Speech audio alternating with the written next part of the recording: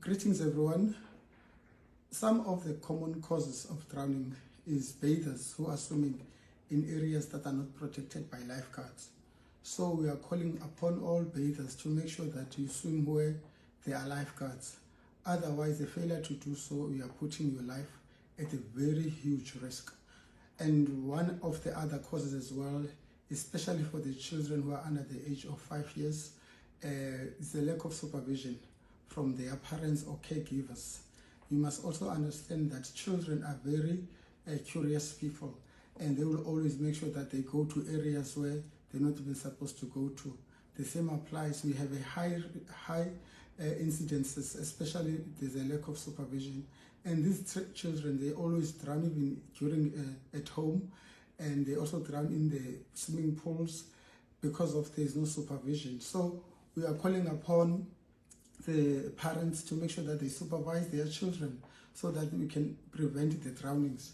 And the other causes that we find as far as drownings prevention is concerned is the use of alcohol and drugs, especially when it comes to the young adults, the teenagers and the youth.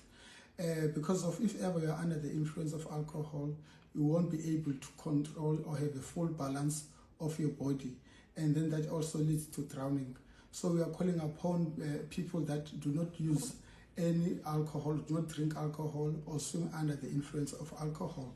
And the other issues that we also, mostly recently, that is also leading to drownings is the lack of understanding some of the risks that are involved as far as drowning is concerned. When we are visiting the aquatic areas, we must always be aware of or on the lookout of some of the risks that are there. For instance, if ever you're going to the ocean, we have what we call the rip currents that are there. And the rip currents are very dangerous, and then they always lead to drowning, especially those people who are unable to swim. And even if you can swim, you must always know how do you deal with the issues of rip currents. How do you get yourself out of the rip currents? That is one of the other causes that actually leads to drowning. And it is also important to note that South Africa is not a swimming nation, and a number of people are not able to swim, and only a handful of people that can actually swim. So that is why we are saying that it is important that you teach your children at a very young age to learn how to swim. It is not always late to learn how to swim. And the other cause that we have seen also increases the chances of drowning is people who are not lifeguards and trying to save other people, and then they put their lives at a very much high risk. Because of if ever you have not learned the skill of saving your lives, you will be putting yourself in high risk, and then you end up drowning and become the victim of drowning. So that is one of these causes that we are actually highlighting. Well, some of the conduct we also expect during festive, or some of the preventables that are there. How do you prevent yourself from all these particular areas? We emphasize that you must swim where there are lifeguards.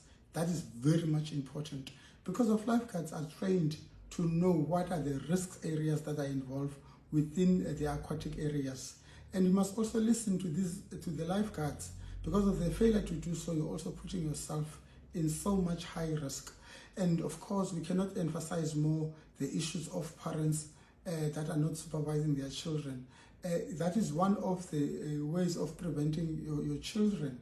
Learning about the rip currents is important. And I think also most importantly, because of when you are within the aquatic areas environment, you must be able to know what is your fitness or physical abilities. Because of in most instances, you'll find people who are going to swim far out to shore, and then it causes a huge problem because of somehow they underestimated the environment where they are swimming in, and then you end up getting tired, and then you're unable to reach the shore.